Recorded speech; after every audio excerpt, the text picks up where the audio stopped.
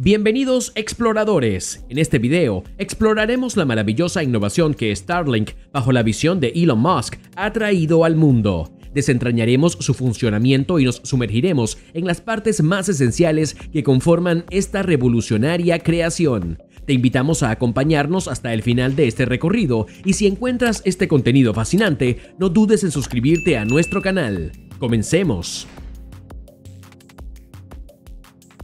¿Alguna vez te has cuestionado cómo Starlink logra hacer posible la increíble proeza de transmitir internet desde un satélite en órbita a 550 kilómetros sobre la Tierra hasta cada rincón del planeta? Visualiza un plato de satélite en lo alto de tu hogar, apuntando audazmente al espacio a una velocidad vertiginosa, mientras los datos surcan el camino a cientos de megabytes por segundo.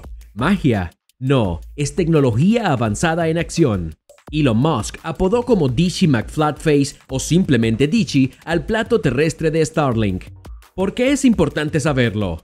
Pues porque comenzaremos hablando sobre él. En la parte trasera de Dichy McFlatface se encuentran dos motores y un cable Ethernet. Estos motores no están en funcionamiento constante, sino que se utilizan para la configuración inicial y para orientar el plato en la dirección general correcta hacia el satélite Starlink. Al abrir Dichy, se revela una placa trasera de aluminio y en el otro lado una placa de circuito impreso de gran tamaño.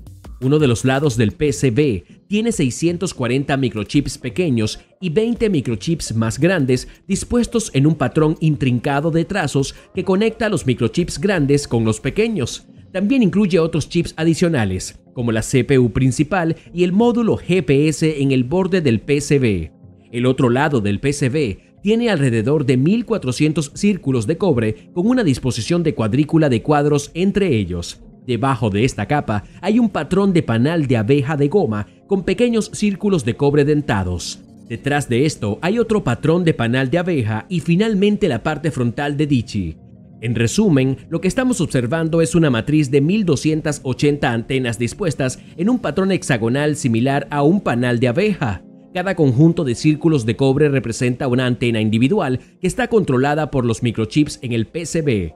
Esta matriz de antenas trabaja en conjunto utilizando una técnica llamada conjunto de antenas en fase, para enviar y recibir ondas electromagnéticas dirigidas hacia y desde un satélite Starlink que se encuentra en órbita a una altitud de 550 kilómetros. ¿Cómo funciona una antena de parche acoplado de apertura? Aquí tenemos una antena de parche acoplado de apertura compuesta por 6 capas, pero vamos a simplificar su funcionamiento básico.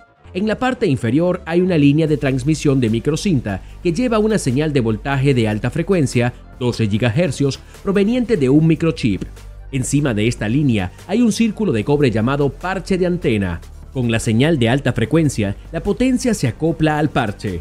Cuando el voltaje es negativo, los electrones se concentran en un extremo del cable, generando una carga negativa en el parche y creando campos eléctricos entre el parche y el cable. Cuando el voltaje se invierte, los electrones fluyen al otro extremo del parche, invirtiendo la carga y los campos eléctricos. Los campos eléctricos verticales se anulan, pero los campos de borde horizontales se suman y generan un campo eléctrico combinado en una dirección. La corriente eléctrica entre los extremos del parche crea un campo magnético perpendicular al campo eléctrico de borde. En resumen, este proceso genera una onda electromagnética que se propaga desde la antena. Ahora veamos cómo el voltaje en la línea de alimentación sea positivo, lo que ocurre en el pico de la sinusoide, 42 picosegundos después. Las cargas y la corriente se invierten por completo, resultando en campos eléctricos y magnéticos opuestos. Estos campos se propagan en todas las direcciones, creando una onda electromagnética que viaja en una dirección perpendicular a los vectores de campo. Esta onda se expande de manera similar a una bombilla en el techo. Si simplificamos la visualización para observar solo los picos y los valles de las ondas, notamos que el valle es un vector que apunta en dirección opuesta. La intensidad de estos vectores de campo está directamente relacionada con el voltaje original enviado a la línea de alimentación de cobre. Por lo tanto, si deseamos campos más fuertes, solo necesitamos aumentar el voltaje en la línea.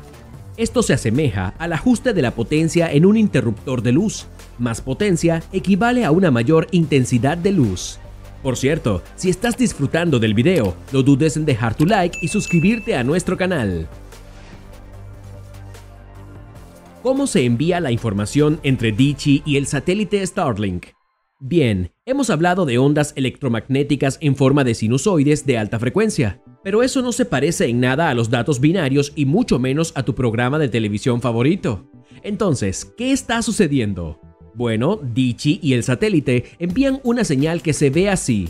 Sin embargo, varían la amplitud y la fase de la señal transmitida y luego asignan o codifican valores binarios de 6 bits a cada combinación o permutación diferente de amplitud y fase. Con 6 bits hay 64 valores diferentes, por lo que necesitamos 64 permutaciones diferentes de amplitud y fase.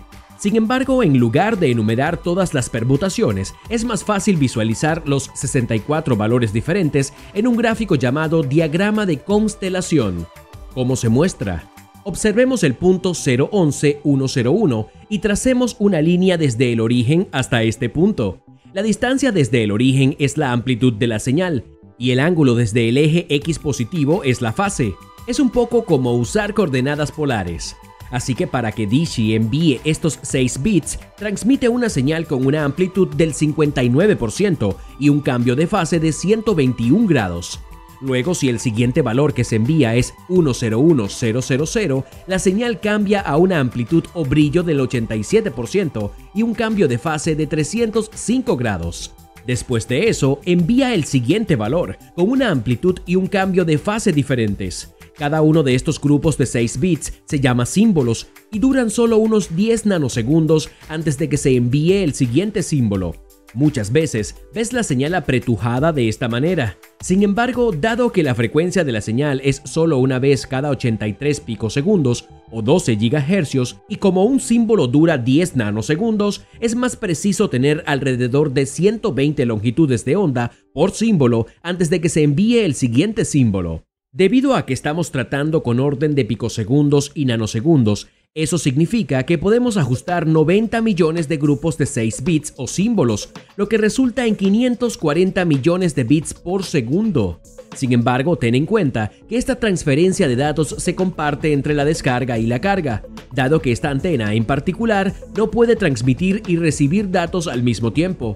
Alrededor de 74 milisegundos de cada segundo se utilizan para enviar datos de Digi al satélite Starlink y 926 milisegundos se utilizan para enviar datos del satélite a Digi.